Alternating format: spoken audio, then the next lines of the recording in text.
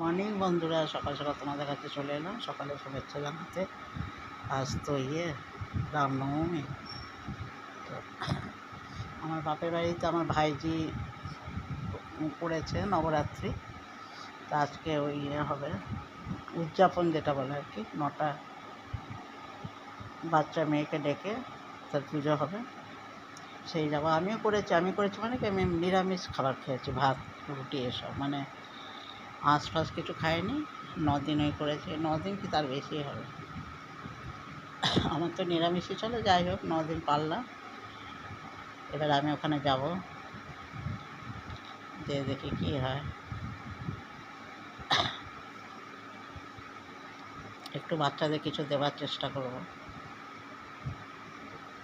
আর আমার যে ভাইজি করেছে, ও একদম সেই ভাত রুটি কিচ্ছু না, ফল খেয়ে থেকেছে। ফল তো খেতে পারে না, সেই মিষ্টি হয়তো সারাদিনে একটা, বা সারাদিনে হয়তো 2-3টে মিষ্টি খেয়ে এরকমভাবে থাকছে। বাচ্চা মেয়ে, ক্লাস 10-এ পড়ে, এবারে মাধ্যমিক দিল। এই নিয়েও 3 বছর হবে তারা, অনেক ছোটো থেকেই করছে। তো যাক বন্ধুরা, সবাইকে